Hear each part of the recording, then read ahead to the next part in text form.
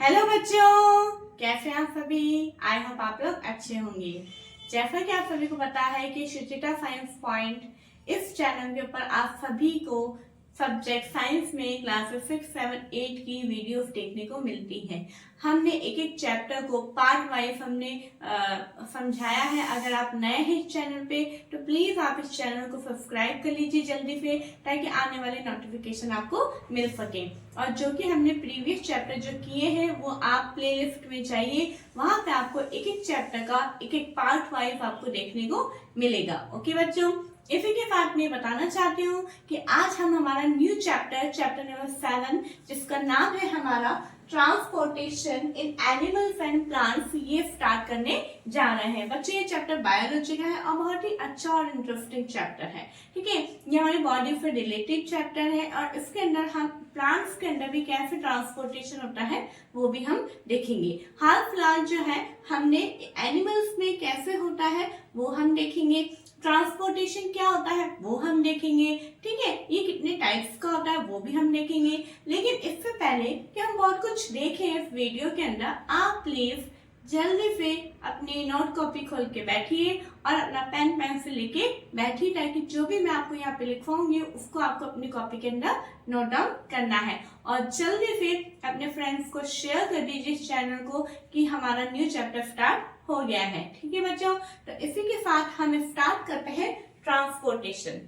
ठीक है, तो ट्रांसपोर्टेशन क्या होता है, व्हाट इज ट्रांसपोर्टेशन वो हम देखेंगे। Transportation can be defined as the movement of any substance from one place to another.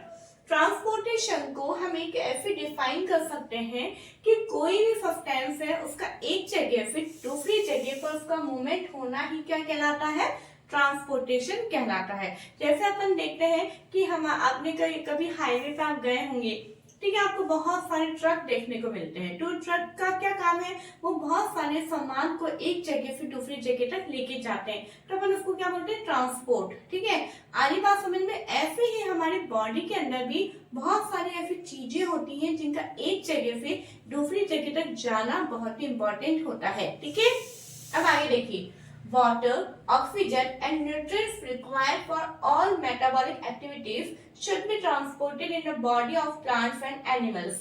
क्या अब मैंने आपको अब ये बोला कि हमारी बॉडी में भी बहुत सारी ऐसी चीजें हैं जिनका एक जगह से दूसरी जगह पर पहुंचना जरूरी है। तो वो कौन कौन सी है, वो है हमारा वाटर, है ना, ऑक्सीजन एंड न्यूट्रिएंट्स। ठीक है, ये जो तीन चीजें हैं उनका हमारा, और ऑक्सीजन के साथ में आप कार्बन डाइऑक्साइड भी ले सकते हैं, इनका हमारे एक जगह से दूसरी जगह तक पहुंचना बहुत ही जरूरी है। क्यों जरूरी है, ताकि हमारी जो मेटाबॉलिक एक्टिविटीज है वो अच्छे से हो पाए। ठीक है बच्चों, अब देखिए आगे, The waste material or excretory products should also move to the region of excretion. और क्या होता है इसके साथ में कि जो हमारी बॉडी में, देखिए जो भी हमने फूड लिया है ना, फूड लेने के बाद में जो भी हमने उसे खाया है ना, उसके बाद में उसका डाइजेशन होता है। डाइजेशन होने के बाद में जितने भी हमारे लिए जो इसेंशियल उसके अंदर सब्सटेंसेस है वो हमारी बॉडी उसको एब्सॉर्ब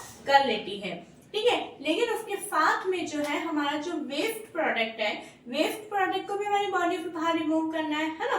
तो वेस्ट प्रोडक्ट को बाहर रिमूव करने में कौन हमारी हेल्प करता है, ट्रांसपोर्टेशन सिस्टम हेल्प करता है। ठीक है, अब जैसे कि मैंने अभी थोड़ी देर पहले बोला था, कार्बन डाइऑक्साइड है ना, ऑक्सीजन तो हमारे लिए यूजफुल गैस है, बट कार्बन डाइऑक्साइड जो है हमारे लिए अनयूजफुल है। वो यूजफुल नहीं है तो उसे भी हमारी बॉडी से बाहर रिमूव करना है, तो वो भी किसकी मदद से होगा, ट्रांसपोर्टेशन की मदद से। ठीक है बच्चों, तो अब देखिए, अब यहाँ पे मैंने एक चार्ट बनाया है, आपको दिख रहा है। ठीक है, ये आपको अपनी कॉपी के अंदर बनाना है। क्या है हेडिंग, ये आपकी बुक में नहीं बनाया है, ये मैंने बनाया है ताकि आपको थोड़ा सा चैप्टर की पिक्चर समझ में आए कि इस चैप्टर में पढ़ेंगे क्या क्या। ओके, टॉपिक है हमारा transportation system in animals. Okay, हमारे चैप्टर का नाम क्या है, transportation in animals and plants. Plants का भी मैंने नहीं बताया, प्लांट्स का हम एनिमल्स का हो जाए उसके बाद में देखेंगे। ओके, तो ट्रांसपोर्टेशन सिस्टम इन एनिमल्स जो है वो कितने टाइप्स का होता है, 2 टाइप्स का। First is circulatory system and second is excretory system. Okay, circulatory system में हमारे कितने ऑर्गेन्स होते हैं, blood vessels and heart.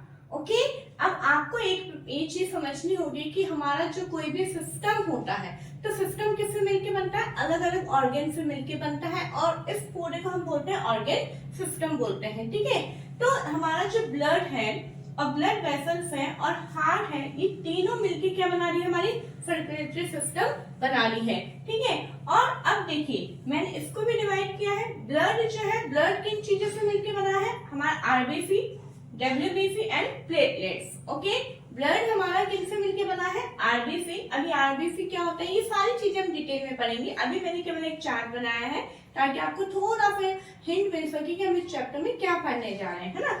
RBC हो गया, डब्ल्यूबीसी हो गया, प्लेटलेट्स हो गया। ठीक है, अब जो ब्लड वेसल्स हैं वो कितने टाइप्स की होती है, वैसे तो बहुत टाइप्स की होती है लेकिन आपकी बुक में केवल 2 ही मेंशन किया है इसलिए मैंने 2 ही लिखा है।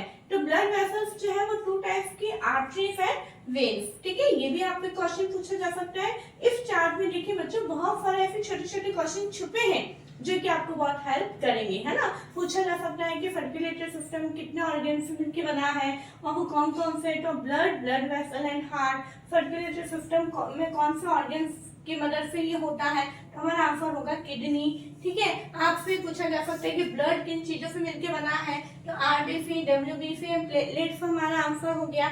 ब्लड वेसल्स जो है कितने टाइप्स की होती है, 2 टाइप्स की होती है। कौन कौन सी, आर्टरीज और वेन्स होती है। ओके बच्चों, तो ये सारी चीजें जो है मैंने एक चार्ट के फॉर्म में लिखी है ताकि थोड़ा सा आपको क्लियर हो जाए कि हाँ अच्छा ब्लड ये होता है, क्या चीज क्या नहीं होती है। वो सारी चीजें हम अब आगे हम डिटेल में देखेंगे। जो हमारा नेक्स्ट वीडियो आएगा उसके अंदर हम इन एक एक चीज को अच्छे से पढ़ेंगे ताकि आपको क्लियर हो जाए। लेकिन इससे पहले मैं चाहती हूँ कि क्योंकि मैं, जैसा कि आपको पता है कि मेरा हमेशा फर्स्ट वीडियो एक इंट्रोडक्शन वीडियो होता है, बहुत छोटा वीडियो होता है ताकि आपको थोड़ा सा समझ में आए। और आप ये चार्ट को और इस ट्रांसपोर्टेशन को जो है प्लीज अपनी कॉपी में जरूर से नोट डाउन करिए, क्योंकि कई बार ऐसा ये भी पूछ लिया जा सकता है कि हमें ट्रांसपोर्टेशन की क्यों जरूरत है। क्यों, क्योंकि ट्रांसपोर्टेशन हमारा इन चीजों में हेल्प करता है ना। तो वो भी आप यहाँ पे लिख सकते हैं। क्लियर है ना। पूछा जा सकता है कि हमारे एनिमल्स में ट्रांसपोर्टेशन किस तरीके से किया जा सकता है, तो आपका आंसर होगा circulatory system and excretory system के द्वारा किया जाता है। ओके बच्चों, तो आई होप आपको ये टॉपिक समझ में आया होगा, है ना। और आया है तो प्लीज इसे लाइक भी करिएगा, शेयर भी करेगा एंड सब्सक्राइब भी करेगा। Okay, thank you.